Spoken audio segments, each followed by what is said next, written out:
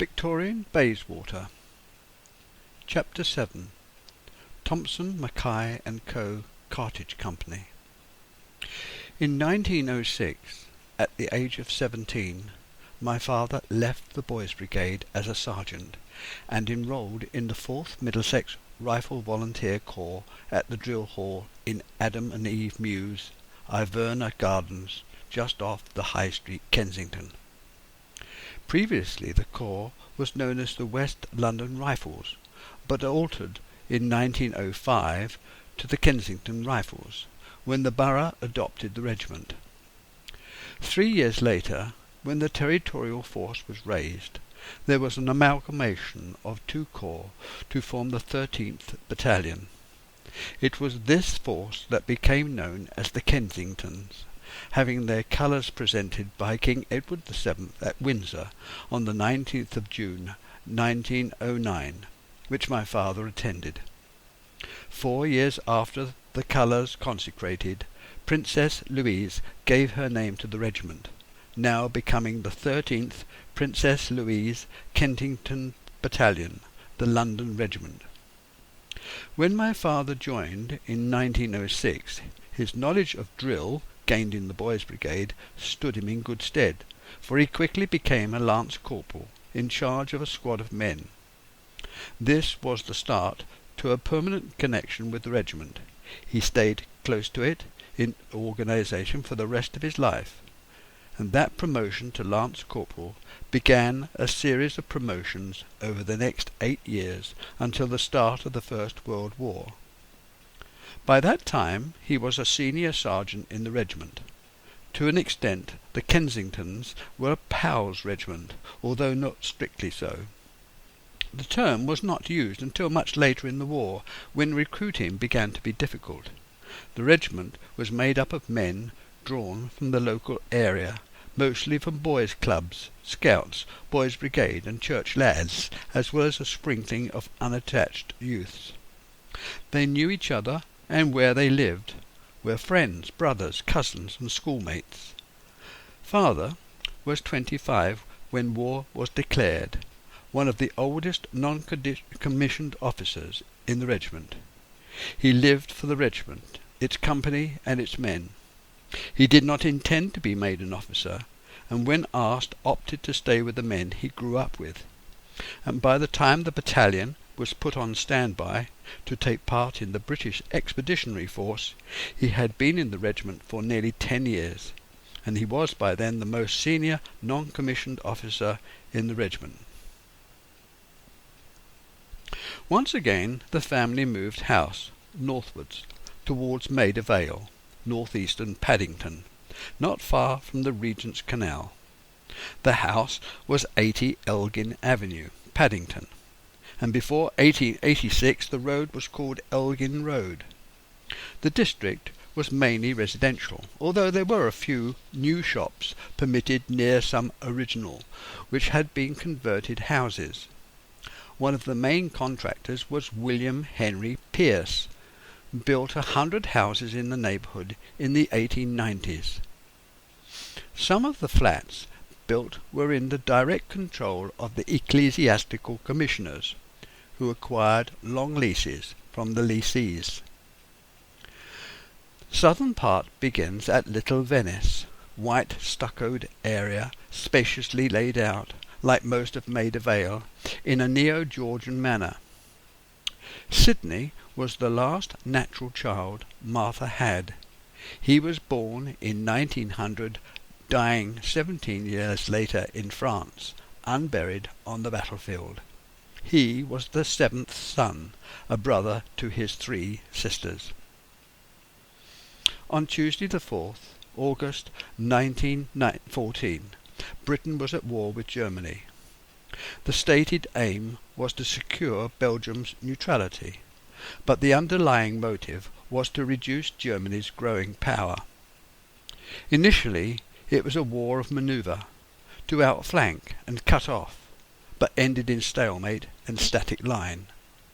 The major battle that first year for the British was the First Ypres in October, fought by the British Expeditionary Force.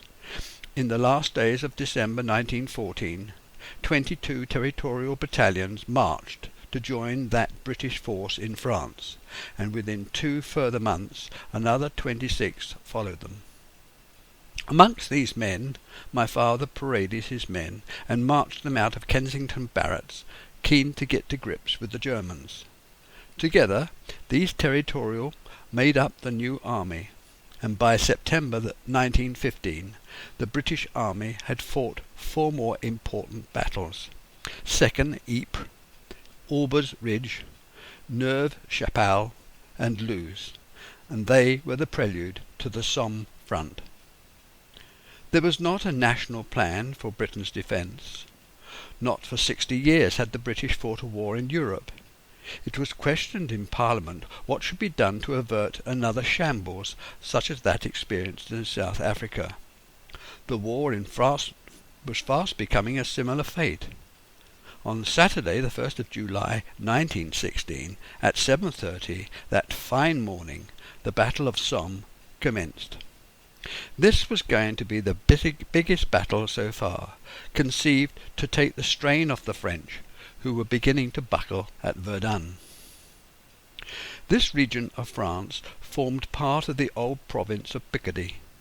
An old Roman road linked its cathedral city, Amiens, and 2 smaller towns of Albert and Bapaume. The region was crossed by 2 rivers, the Somme and the smaller Ancre. The Germans were defending their gains, the Allies intent upon pushing them back, and the former constructed deep secure trenches and dugouts whilst developing small villages like miniature forts. The latter believed such tactics opposed to aggressive behaviour laid scant regard on such wasted effort. Their policy was mobility and attack. What was typical? The Germans held the high ground. Not only could they observe what was going on, but knew that any attack had to be made uphill. Our main concern is the northern end of the front line between the British Third and the Fourth Armies, opposite the salient village of Gommecourt, its chateau and park, the wood and famous tree, the Kaiser Oak, and the crossroads. In parts of the front, the German trenches were only 50 feet away. The attack on Gommecourt was a diversionary attack made by 2 encircling flank divisions, made up of territorials, the 46th North Midland to the north and the 56th London to the south. Within the London division were 3 brigades, each comprising of 4 battalions. The 1st 13th London, which was Kensington's, being one of the 4. There were no reserves for this part of the battle. In overall command was General Haig. The Third Army was led by General Allenby, its 7th Corps by Lieutenant General Snow, and the 56th London Division by Major General Hull. Snow stressed that no movement should be made towards Gommecourt until the German defences had been destroyed by the artillery. Before the battle, Major General Hull was ordered to construct a completely new trench halfway across no man's land, which was 800 yards wide. The Germans observed this, keeping note of what was going on. The artillery had exposed the German trenches with continuous fire. This provoked return fire, and the attack went in at 7:30, after the Kensingtons had been very patient. Just before setting out, men knelt down and prayed. Some started to shake, staring at photographs of their loved ones. One went berserk. Another kept crying, crouching down even lower to the bottom of the trench. The British barrage stopped. Whistles blew and section leaders shouted as long lines of men set off, making sure they were in line. They walked through the gaps in their own barbed wire made the night before. The Germans were on the alert. They had been warned by the bombardment, and their lookouts had raised the alarm. The machine guns started to hammer out their awful chorus. The long lines were easy targets. The Germans had seen the gaps in the wire and had laid down fixed lines of fire to cover them. Men bunched up to get through, but the terrible machine gun fire flattened them out. Things on the left were going badly. The night's rain had turned their trenches into a morass. Some of the men were knee-deep in mud all night long. It was difficult to get the men out in time. As they appeared in drips and drabs on the top, they were machine-gunned down on top of others trying to get out. There were long rows of dead and dying men, and in spite of the terrible fire, the men went on forward trying to keep in line at a steady pace. The German wire was supposed to be cut by the artillery fire, but was left untouched. And trying to get over the wire, the strands were being caught in their equipment or wrapping itself round their legs. At Gommecourt, the Kensingtons had achieved success, making use of the new trench dug before the battle, and started a smoke screen which had confused the Germans. The whole front line system had been taken. On the left, the hard-pressed North Midlanders had not reached the German front line. If they did not achieve their goal, the Kensingtons would be in trouble and left stranded. At last the facts began to be assembled. It was clear that the British High Command had failed, even though in places it had achieved its objectives. The next morning the Kensingtons found that they had reached part of their objective. The night had been spent in the German trenches, taking in turn to stand guard, which was an eerie sensation, with all the cries for help coming from the wounded and the stretcher parties from both sides collecting up the bodies. It was in the original plan to seize the German trench system on the right-hand edge of the salient, and then link up with the North Midlanders, who were trying from the opposite side. It was hoped to cut off the garrison of German defenders in the village. The Kensingtons were acknowledged to be part of a London force that was second to none, having the greatest period of training prior to setting off for France, and it had been a fighting force since the war had begun. The London force were mostly well-educated, pre-war volunteers from the commercial heart of London, and many would have been made into officers in any other division. The advance the previous morning got off to a good start. In the first hour and a half the 168th Brigade, attacking from the newly dug trench in the middle of no man's land, had reached every one of the German trenches in their front. A fifth of the attacking Londons were either dead or wounded, and by reaching the final trench they had secured for themselves a safe position. The rolling barrage had moved forward as it had been planned, and the Kensingtons and the other 3 battalions had moved up with it. The London Rifle Brigade was on the left of the right-hand division, and Gommecourt Park, with its wooded acres before the village, was on their left. The German 2nd Guards Reserve Division pushed back almost out of the salient, but still holding Fricourt in the front line. What was left of the brigade entered the German trench, which was the first objective, ready to repel any German foolish enough to try and take it back. After a period of 4 hours, the London division was still in position, although the Westminsters had returned to the first objective line, along with the rest of the division. This still held to the original plan. And this line was to the rear of the German trench, which was in British hands. As explained, there were no reserves, so to make a concerted effort to link up with the North Midlanders, more men would have to be found. The worst decision was to do nothing, for the Germans were beginning to take stock and recover. At last information was beginning to get through to headquarters. The corps commanders controlling the diversionary attack at Gommecourt was determined to carry on with the encircling movement, and Lieutenant General Snow ordered the North Midlanders to repeat their attack that afternoon, to link up with the London divisions, which by then was being counter-attacked, gradually being forced back to the captured German trench behind them. Snow must have known that the diversionary objective had been achieved, and someone was turning this into a separate battle. Now, although the London Division was being hard pressed, it retained coherence. Being in the German trench gave the men cover and time to sort themselves out.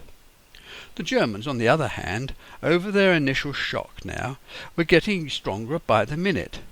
It didn't take them long to understand the significance of the British move. Not that they understood the Battle of Gommecourt was a diversionary one, but that these two divisions were trying to encircle them and join up. They intended to prevent that happening. The German guns were ranging in, joining together to bombard the position, and gradually the British troops began to run out of ammunition. Most of the senior officers who had set out in the morning were now either dead or injured. The afternoon wore on, and the fighting continued, and by 4 p.m. there were only 4 officers and 70 men remaining who were gathered together holding the German front-line trench. It was now touch and go whether there was going to be a total rout. Of the 7 battalions to start out, 1,700 men were now dead, 200 prisoners, and over 2,000 wounded, and most of these were lying about on the battlefield. The Germans systematically raked these bodies with machine gun fire to kill them off, annoyed that now and again one of the wounded would start firing. By evening, when the light was poor, stragglers started to drag themselves in. They were tired, hungry, and distressed, having got so far and not in the end succeeding. The Germans were moving about in no man's land, not only finding their own wounded, but directing their first aiders and stretcher-bearers to find the English wounded. This concern for the wounded was reciprocated. There were 4,314 casualties in the London Division. Out of nearly 60,000, it was a 7-to-1 battle in favour of the Germans. Back in Britain there was a call for volunteers. It could be seen that the war was not going to end soon, that there was going to be more large battles and many more deaths before the Germans defeated. Quickly, men rushed to join the colours. In the first 18 months, 2.5 million men were volunteers. It could be seen that the pick of these men were the finest the nation could produce. The battalion was withdrawn to re-equip and to train the new intake coming from the call for volunteers. Equipment and organisation, even with the best men, is a lost cause without proper training and good leaders, and in this instance the foot soldiers were attacking fixed positions without proper orders. They didn't know where the enemy was, they didn't have suitable covering fire, and they didn't know what position they were to take and what to do with it when they had. Officers did not know who their commanding officers were. They were not properly briefed. Sergeants were not told of any contingency plan if the first aim not achieved, and the men were not trained in fieldcraft. Press on regardless was the order of the day, which led to slaughter. The London Battalion was ordered to leave Milancourt and march to Saint-Reclair, which was in train for Corby. Reached by mid-morning, and marching tête de door, the troops were finally rerouted to Saint-Lassat, by which time the transport had caught up. It was now early September. Receiving orders to relieve the Irish Fusiliers, the Kensingtons linked up with the Warwickshire Regiment. The commanding officer of the Kensingtons was ordered to extend his line from the south corner of Lutz Wood and dig in as close to the German trench as possible. During the night the Kensington had moved out to attack the German trench, and unknown to them the Germans had reinforced that part of their line. A bombardment was laid down by the Germans on the British troops as they surged forward. They fell back to try again that evening. The battalion had been fully up to strength regarding men, but officers were in short supply.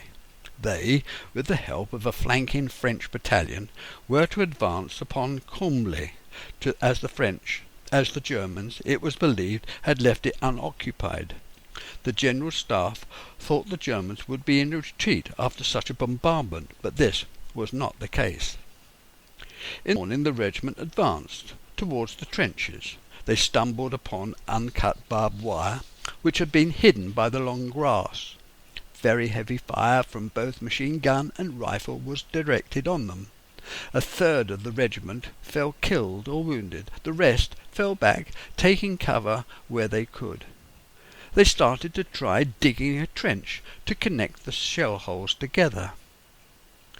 The Kensingtons tried to take Comblé again that night, but by then the Germans had reoccupied their trenches and alerted to this possibility.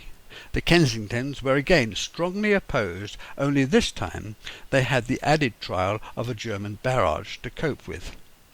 These shells straddled both the newly dug trench and their original positions, so the Kensingtons were caught in the middle, where they huddled in shell holes all night. After being berated by high command, the commanding officer decided to try again the next morning. The following day, on the Sunday, a third try was prepared. The morning dawned clear and sunny, and again the troops were ordered forward. There was only about half the regiment left now, and most of the officers had been either killed or wounded. It was a gallant effort, but again, naturally, it failed. The commanding officer was ordered to report to the battalion headquarters, where he was asked why they had failed to occupy the trench and conduct patrols to strengthen their position.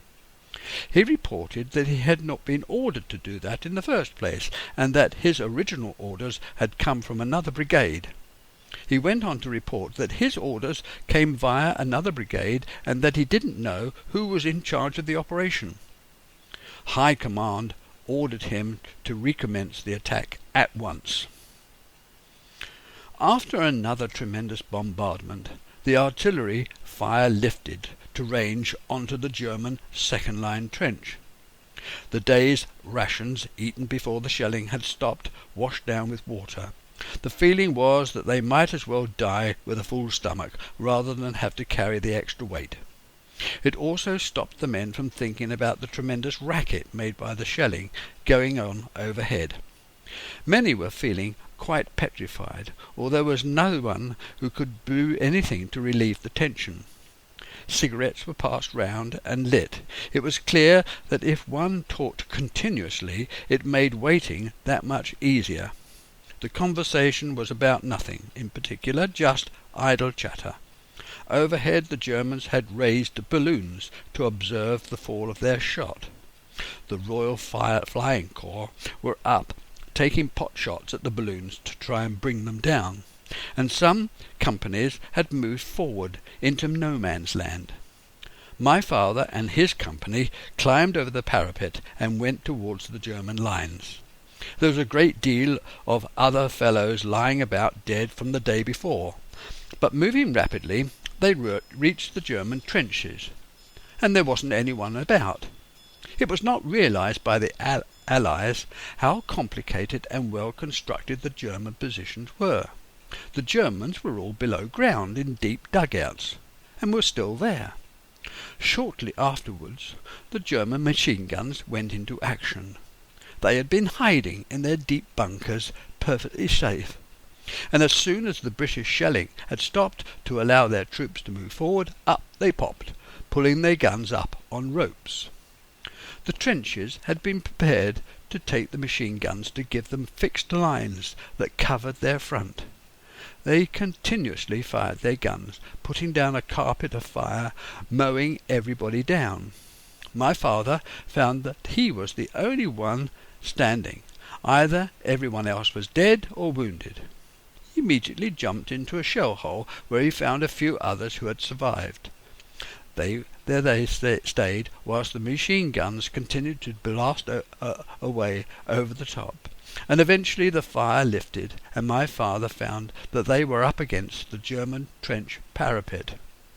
Organising an advance, he led his few men into the German trenches again, only this time they knew they had to eliminate the Germans in their deep bunkers, which they did with grenades.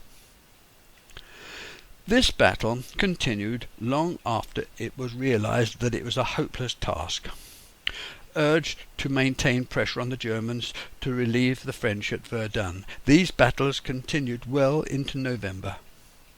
The ground resembled the image of landscape of the moon. It was a shocking wilderness of mud, shell holes, flooded trenches, and parts of bodies lying amongst discarded equipment. 4.5 months of turmoil had resulted in an advance of 5 miles. Both sides had lost nearly 500,000 men each. The Kensingtons were drawn back from the front to rest shortly afterwards. I relate these battles to illustrate how awful life was at the front. This was not an isolated battle where casualties were higher than the gain warranted.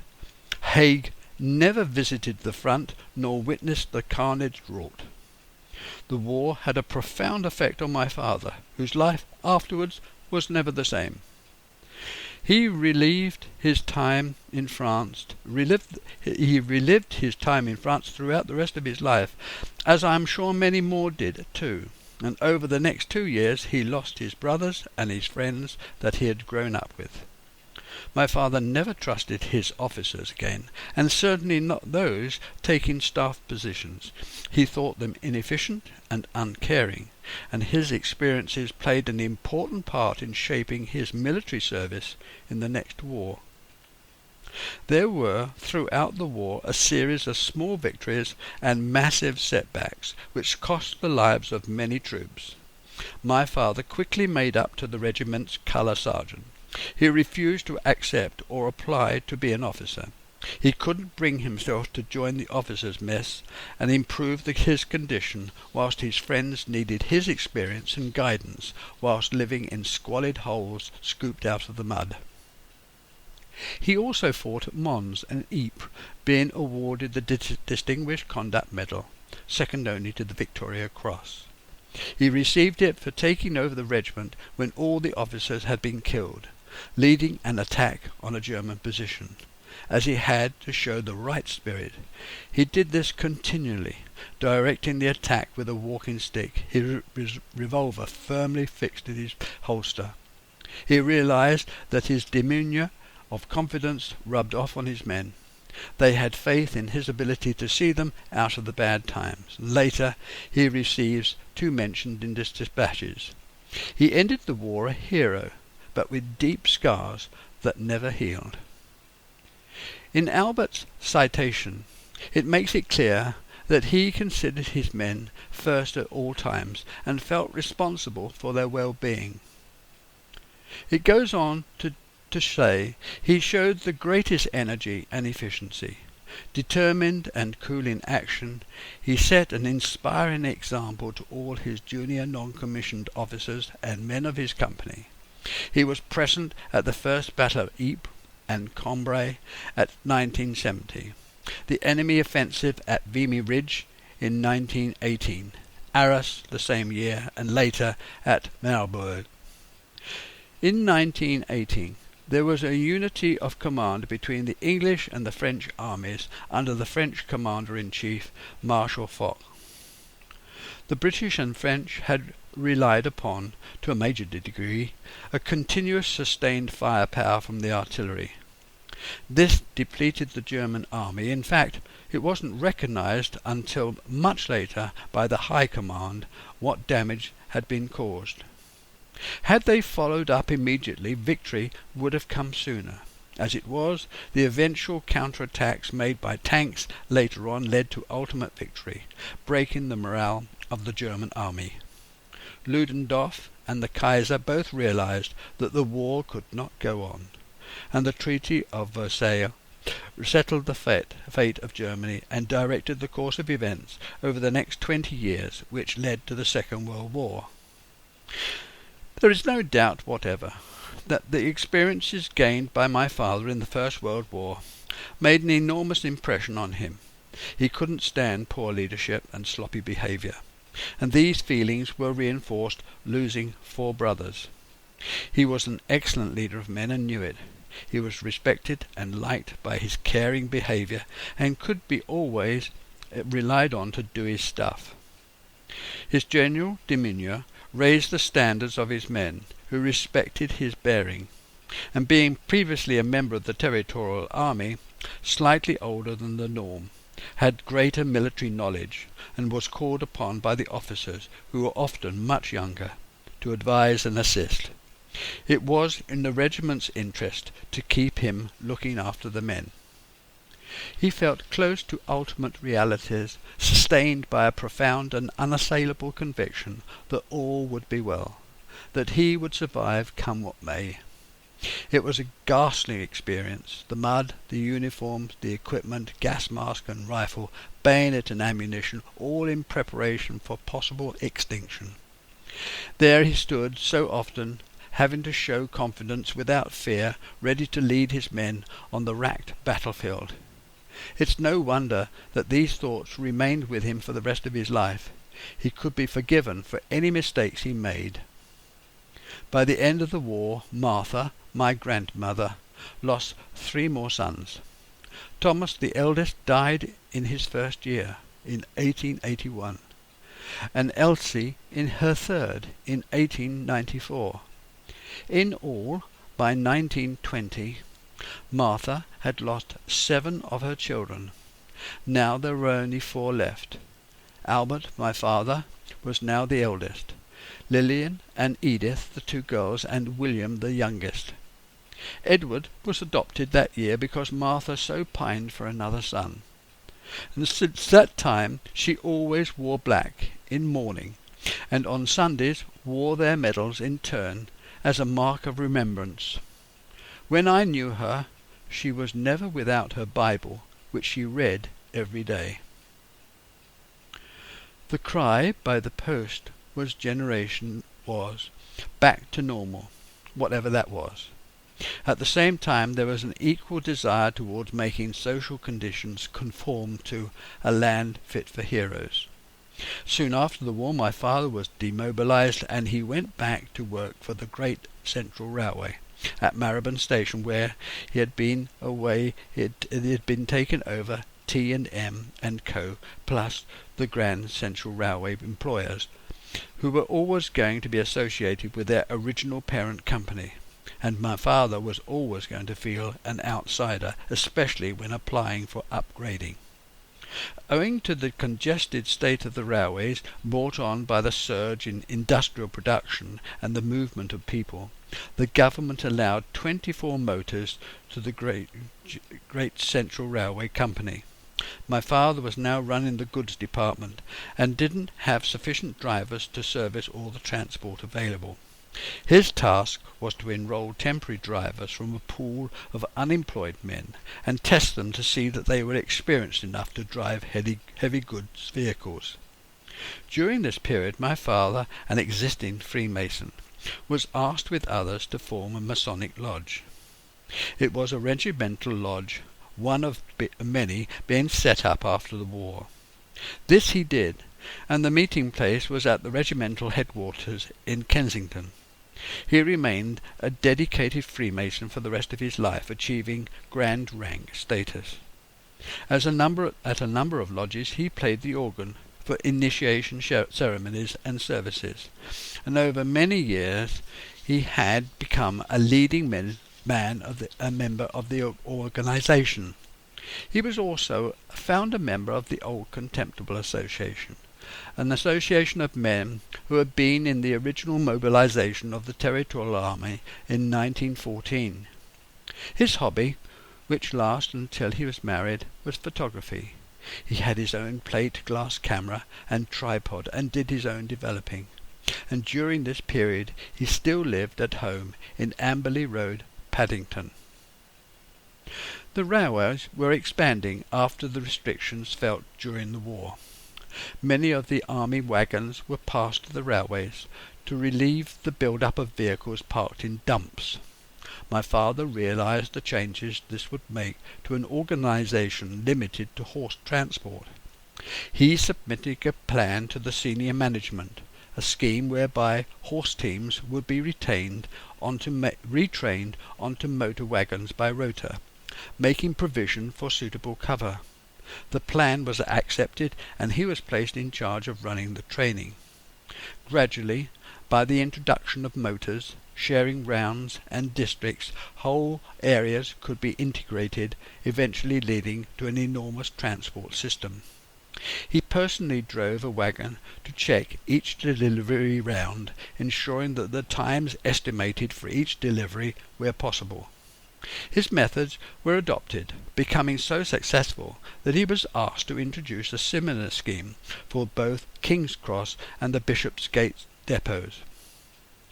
The Grand Central Railway was a collection of lesser Midland railway companies, and was, by the time of my father's birth in 1889, an amalgamation of provincial railway lines. Eventually it ran routes to London from Manchester, and from Grimsby to Immingham, linking up with other Midland cities. The name London and North Eastern Railway, which was the formation of three great railway companies, became a reality, and the name used in 1922. The formation of the LNER Railway Company linked together a vast conglomeration of harbours and docks, together with an enormous fleet of ships. The Railway Act of 1921 amalgamated by government regulation the existing 120 lesser companies into four massive concerns. This rationalisation made enormous economies, standardising equipment, schedules and fares. It was in 1926 that father, still attending the Territorial Army at Kensington Drill Hall, was promoted to the rank of Major, second in command of the regiment. He was still running the cartage department at Marylebone Station. The discontent of the railway workers was still being felt in the industry. Wages were very low and unemployment high. The men were, through their union, threatening to strike to force up wages. There was a railway strike that year, and my father was asked to drive and deliver a load using a motor wagon to help maintain deliveries and at the same time break the strike. He also helped feed and harness the horses whilst still keeping up his office duties. If there were any motors left at the station by the time the senior manager arrived 40 minutes after my father, the matter would have to be explained and accounted for. The following year the Conservatives won a convincing election, and what was significant was that the Labour Party became the second party for the first time. My father was 37, was regarded as Thompson McKay personnel. This meant that the workers were barred from applying for cartage work on the Great Central Railway. It was a closed shop. This restriction was eventually lifted because the railways complained that there was not freedom of movement, and that if Thompson did not remove the ban, work would be given to another company. It was withdrawn. However, being trained and employed by firms other than those within the railway industry meant that workers were stigmatized when applying for work in any of the railway companies.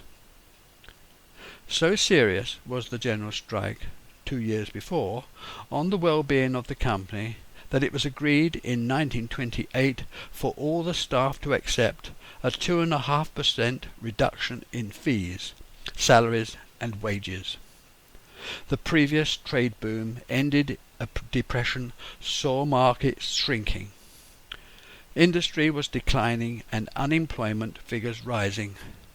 This situation continued until 1930, and even then there was an agreement by some trade unions not to seek a wage review until the end of that year. In 1933, in conjunction with the other three main railway companies, the old established cartage firms of Carter Patterson and the Hayes Wharf Transport Company, being part of Pickford's, were purchased. and the same year saw the unification of London's transport brought into being and the creation of the London Passenger Transport Board. And by the time father left home in 1933 to get married, Paddington, Marylebone and Bayswater were becoming crowded. Many of the houses had been turned into flats, and where old houses were pulled down, blocks of flats were put in their place. There was rising child mortality caused by overcrowding due to lack of provisions and bad leasing arrangements. Although my father eventually achieved the title cartage manager on the Great Central Line, every time he applied for a higher position he was reminded that he had insufficient experience in railway matters and turned down. This was just an excuse to engage him on a lesser salary. The First World War broke the pattern of British social life. Rigid class barriers that existed are hereditary, and the passing on of land was now falling to those in trade who accumulated money. The comradeship felt from hardship experienced in the trenches was gradually eroded by a class struggle between the workers and the management. Women's work during the war allowed them to experience a freedom from the previously expected role of mother. It was a less ordered society, and the demands for equality for all was becoming more strident. The 4 railway companies provided their own